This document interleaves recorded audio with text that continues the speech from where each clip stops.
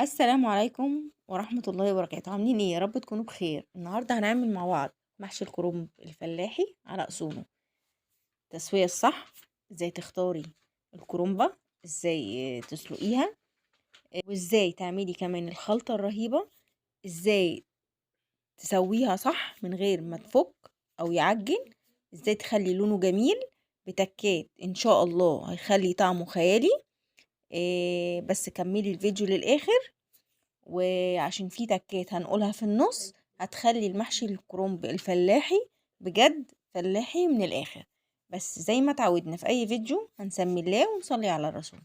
اللهم صلي وسلم وبارك على سيدنا محمد وعلى آله وصحبه وسلم. ما تنسوش يا بنات لو الفيديو عجبكم ندوس لايك، واللايك ده مهم. واللي مشتركش في القناة وأول مرة يشوف قناتي، أنا اسمي هبة، يشترك في القناة ويفعل الجرس للكل عشان كل جديد من وصفاتي هتنزل تبقي انت أول واحدة تشوفيها. زي ما انتوا شايفين، الصباع زي ما هو مفكش مننا ومعجنش، بطرق بسيطة. يلا بينا بقى نخش على الفيديو ونقول ايه هي مقاديرنا وايه هي التكات بتاعتنا. أول حاجة عشان تختاري الكرومبة الصح لازم تكون الورق مفروض زي ما انتوا شايفين كده، ما يكونش مكلكع في بعضه أو داخل في بعضه. الورق يكون ناعم، بصي وانتي بتضغطي عليه كده يبقى فيه مهوي شوية، ما يبقاش مضغوط قوي. تخبطي عليها تحسي ان هي زي الطبلة كده. ما تبقاش مكبوسة قوي، عشان مكبوسة قوي بتبقى كلها جوا بعض. تمام يا بنات. وتكون خفيفة، ما تبقاش تقيلة قوي ولا خفيفة قوي، يعني تكون وسط. اول حاجة هنشيل الجزء الاخضر اللي بره، الورق بتاعنا لان احنا مش عايزينه. تمام. هنفكه كده من بعضه ازاي؟ في جزء في النص كده هو المسؤول عن انك بتمسكي الكرومبة كلها، بيبقى ماسكاها. الجزء ده هنتخلص منه خالص. هقولك كمان لو انتي لسه جديدة، اول مرة تعملي الكرومب او عروسة جديدة اول مرة تخشي المطبخ، هقولك تسوية هتسويها بطريقة سهلة وبسيطة. غير لو انت بقى بتعرفي تسويه كرنب فبراحتك بقى سويه بالطرق اللي يعجبك او اسلقيه بالطريقه اللي تعجبك. انا بقول دلوقتي للبنات اللي اول مره تخش المطبخ او اللي لسه متجوزه جديد وعايزه تعمل كرنب. اول حاجه بنشيل الجزء المسؤول عن الورق اللي هو ماسك الورق، بصوا زي ما انتم شايفين كده، بنشيله واحده واحده. لو انت اول مره تعملي الكرنب وخايف ومش عارفه هتسويه ازاي، ممكن تسوي ورقه ورقه، هوريكوا ازاي دلوقتي. لكن لو انت محترفة او تعرفي سويتيه قبل كده، ممكن انا يعني عن نفسي باخد الكرومبايه زي ما هي كده بحالها، بسويها مرة واحدة، بحس ان هي اسهل. طبعا انت ايه وراحتك. بصي احنا شلنا الجزء اللي جوه ده، هنجيب مية على النار تكون بتغلي، هنحط لها ايه، هنحط لها معلقتين ملح صغيرين ومعلقة كمون. في ناس بتحط يا بنات لسلق الكرنب بتحط له لبن، انا بصراحة ما بحبش، ما بفضلوش. انت لو بقى اول مره تسلقي الكرنبايه هتجيبي الورقه كده زي ما انا وريتكم، قطعتي الورقه واحده واحده كده وهتبداي تسلقيها. هتحطيها قد ايه؟ 3 دقايق بالظبط، او اقل كمان من 3 دقايق يا بنات. اول ما لونها يتغير كده وتحسي ان هي طرت معاكي تطلعيها على طول، ما تسويهاش زياده عن اللزوم عشان ما تتهرش منك، ولو اتهرت طبعا مش هتعرفي تلفيها. بصوا هوريكم كمان تاني واحدة تانية. بصوا بتحطيها يا دوب، انتي طبعا هي ناشفة معاكي، مجرد ما هتطرى معاكي يعني بصي عدي كده من 1 ل10 زي ما بيقولوا، هتلاقيها لونها اتغير و... وطرت معاكي كده، هي استوت.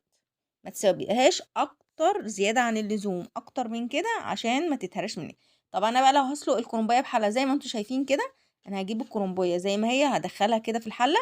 بس هي بصراحة دي اكبر حلة عندي، فانا زنقتها شوية بس هعرف اشتغلها، وهعرف اوريها لكم دلوقتي ازاي هتتسلق حلو. اول مجرد ما تحسي ان المية غليت شوية كده، 3 دقيقة من الناحية اللي احنا نزلناها، هنبدأ نلفها الناحية التانية يا بنات. بصوا زي ما انتوا شايفين، برضو دقيقة كده هنغطسوها كلها في المية. ممكن تزودي كمان مية لو حبيتي بس تكون مية سخنة. بصي مجرد ما تسحبي ورقة ورقة تلاقيها طلعت معاكي كده وطارت كده، دي استوت. بصوا زي ما انتوا شايفين كده، الفيديو طبعا موضح نفسه. بصوا دي استوت معايا. طبعا بتحطيهم تفرديهم، ما تحطهمش كلهم فوق بعض، عشان انتي لو حطيتيهم كلهم فوق بعض وهم سخنين هيتهروا منك. حاولي تفرجيهم كده عشان يبقوا متماسكين زي ما انتوا شايفين. لو حسيتي ان هي استوت زيادة عن اللزوم نزليها بقى في مية ساقعة، عشان لو حطيتي واحدة فوق واحدة هتتهرى اكتر. بصوا بصوا بتطلع بكل سهولة ازاي. بصوا ولا مهرية وطرية، وبصوا مستوية ازاي زي ما انتوا شايفين. دي اول حاجة. تاني تكة اللي هي ازاي نعمل الخلطة اللي فعلا تخلي ريحة المحشي وطعم المحشي خطير. هتجيبي نص كوباية زيت. ايه ده نص كوباية زيت؟ هو المحشي عموما بيحب الزيت الكتير.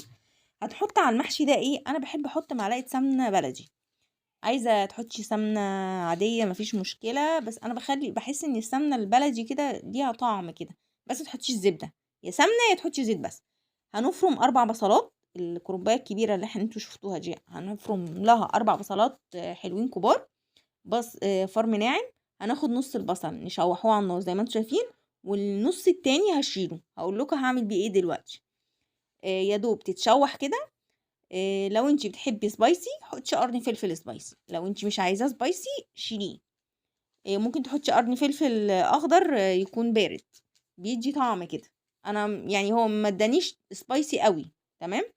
تاني خطوة هنقلبه شوية، نشوحه شوية مع البصلة. وتاني خطوة هنحطها ايه؟ معلقتين صلصة. ليه حطيتي صلصة؟ لو انا الطماطم بتاعتي فاتحة هحط صلصة، لو انتي مش حابة الصلصة والطماطم بتاعتك حمرا شيلي الصلصة. تمام. ايه بهاراتنا اللي هنحطها دلوقتي؟ هنحط معلقة كبيرة بابريكا، وهنحط معلقة صغيرة 7 بهارات. 7 بهارات، جربي 7 بهارات. وايه تاني هقول لكم دلوقتي؟ في بهارات تانية ما تجريش الفيديو عشان تعرفيها. هنشوحوها كده، كل ما بننزل حاجة بنشوحها. تمام. هنفرم قد ايه طماطم مثلا يا بنات؟ بتاع قولي كيلو طماطم او كيلو الا ربع. تمام.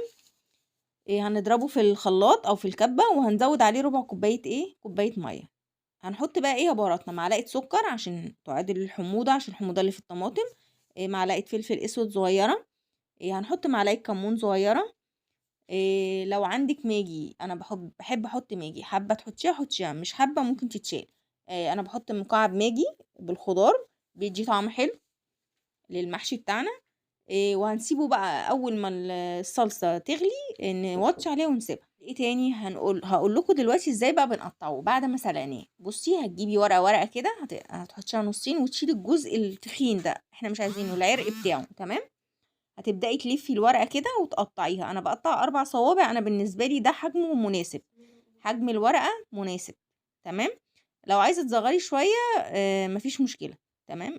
زي ما انتوا شايفين كده انا بقطعه بطريقه سهله وبسيطه. هوريك واحده تانية. هتشيلي العرق اللي في النص ده اللي هو التخين ده ملوش لازمه. هتبداي تاخدي ورقه تلفيها كده، تبرميها زي الرول، وتبداي تقطعي كل ورقه قد التانية عشان يطلع معاكي الصوابع مظبوطه.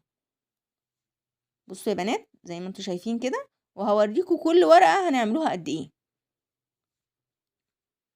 بصوا هنجيب بقى اللي احنا قطعناه هنقطعوها قد ايه زي ما انتوا شايفين كده. بنات عايزين تصغروا شويه صغري. خلاص قطعنا الورق. ممكن في الوقت انك تاخديه وتحطيه في الفريزر. تمام. تخزنيه معاكي. بصوا انا بوريكم ان الورق بتلف ازاي وطريقه ازاي. بقول لكم بقى ان انا خزنته. بصي ايديا باينه ازاي، بصوا طري ازاي معايا ومش مهري ومش متبهدل. ممكن تخزنيه زي ما قلت لكم في الفريزر في الوقت تمام. بصوا ماسك نفسه وفي نفس الوقت طري وما بيتقطعش. هنعمل ايه تاني؟ هنيجي بقى نبص على الصلصة بتاعتنا اللي اتسبكت زي ما انتوا شايفين. بصوا طول ما الزيت طلع والسمنة فوق يبقى كده هي اتسبكت. تمام. هناخد منها 3 4 كبشات كده. ليه هتاخدي منها 3 4 كبشات؟ هقول لكم برضو واحنا ماشيين واحدة واحدة كده هعمل بيهم والباقي ده هعمل عليه ايه يا بنات؟ هنزل رز. الاول قبل الرز هجيب هجيب حزمتين بقدونس وحزمتين شبت وحزمتين كزبرة. هنقطعوهم رفيع جدا وصغير. هاخد العيدان بتاعه الشبت شبنات، هقول لكم هعمل فيها ايه دلوقتي. ماشي. انا مش هرمي العيدان الشبت، هنخليها على جنب، لكن البقدونس والكزبره انا هرميها. بصوا بنقطعوها صغير ازاي. انا عايزاه مفروم صغير يا بنات. تمام. بعد ما هنقطعوهم بصوا او فرمناهم صغير كده، هقول لكم هنحطهم ايه وهنعمل ايه دلوقتي.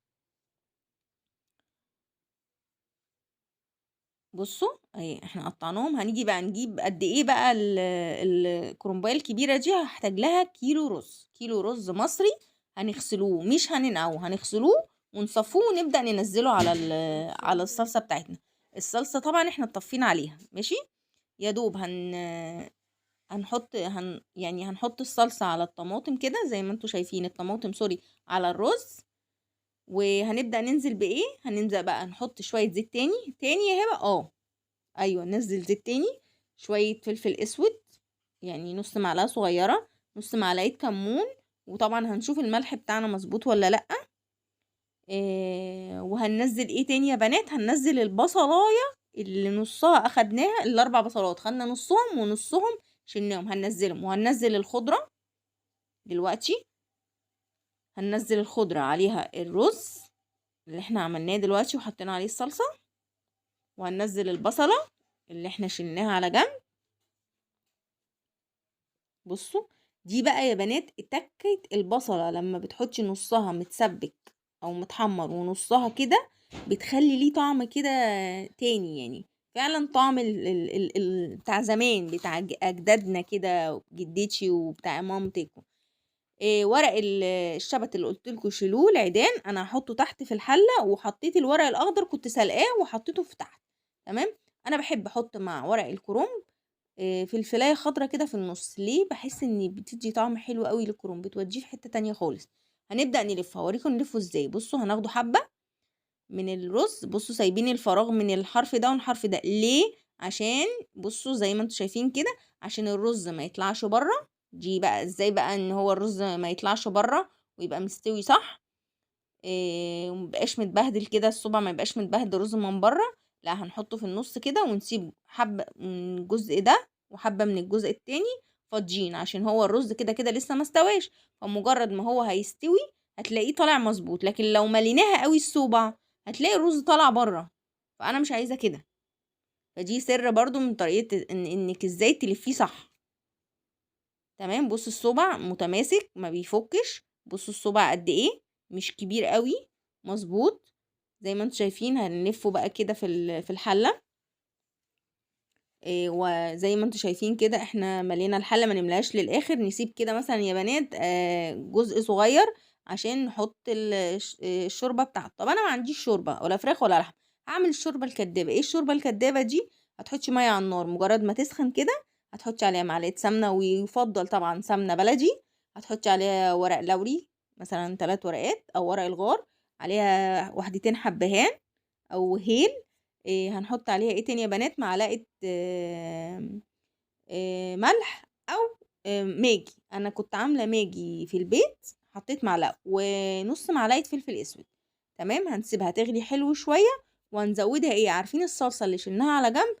هي دي بقى التكه اللي انا بقول لكم عليها، هتخلي لون المحشي بتاعنا احمر ولونه خيالي وطعمه احلى واحلى طبعا، واللون هيبقى جميل جدا. بصوا انا حطيت ايه 3 4 كبشات معالق كده، مجرد ما اللون كده يحمر ويبقى حلو هنبدأ بقى ننزل الايه، دي الشوربه الكدابه بتاعتنا. لو انا ما عنديش شوربه لحمه او شوربه فراخ، عندك شوربه لحمه او شوربه فراخ، زودي عليها الصلصه 3 4 معالق صلصه بس. لكن انا عشان ما عنديش شوربه فانا عملت الشوربه الكدابه اللي انا بقول لكم عليها دي.